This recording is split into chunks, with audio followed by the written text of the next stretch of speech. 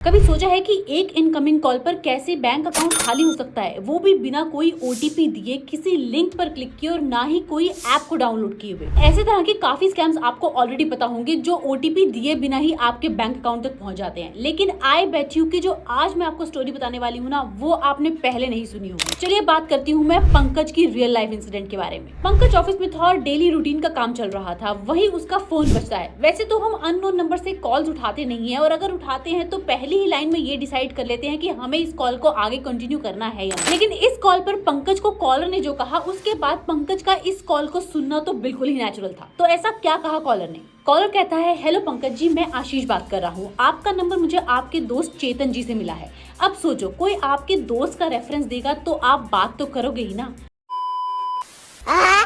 First trick successful.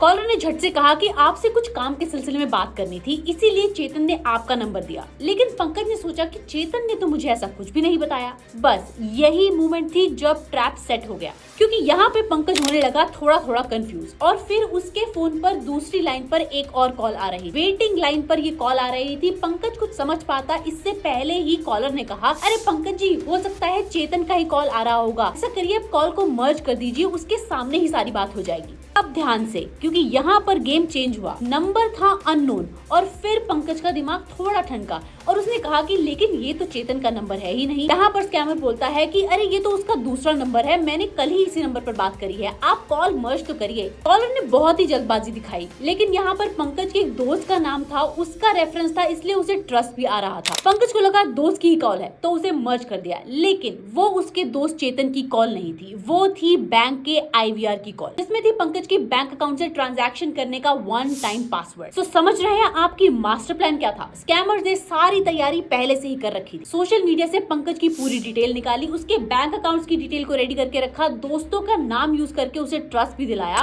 और IVR trigger करने के लिए पूरी सिचुएशन रेडी थी। तब उसने जाकर पंकज को कॉल किया, और जैसे ही कॉल मर्ज हुई उसने OTP सुन लिया और सेकंड्स में पंकज के अकाउंट से सारा पैसा निकल गया। पंकज को समझ में नहीं आया कि उसके साथ हुआ क्या है। ना कोई OTP मांगी, ना ही किसी सस्पिशियस लिंक पर क्लिक किया, और ना ही कोई ऐप डाउनलोड करी, लेकिन एक ही कॉल मर्ज में सारा गेम ओवर। ये स्कैम इतना डेंजरस इसलिए है क्योंकि कॉलर ट्रस्टेड लगा, और उसके साथ साथ फ्रेंड का रेफरेंस भी काफी लेजिटिमेट लगा। मैं आपसे सिर्फ एक ही रिक्वेस्ट करती हूँ कि किसी भी अननोन नंबर से कॉलर की कॉल को बिल्कुल भी कभी मर्ज मत करिए, चाहे कितना ही कन्विंसिंग क्यों ना लगे, चाहे दोस्त का नाम ले, चाहे बैंक से हो, जस्ट डोंट। क्योंकि अगर आपने एक कॉल मर्ज किया तो आपकी सारी जिंदगी की सेविंग गायब हो सकती है। ऐसे ही और OTP से रिलेटेड बहुत सारे स्कैम है जिन्हें आप लिंक वीडियो में देख सकते हैं, और मेरे साथ कमेंट में भी ये जरूर शेयर करें कि इसके अलावा आपको भी कोई ऐसा OTP रिलेटेड स्कैम पता है क्या।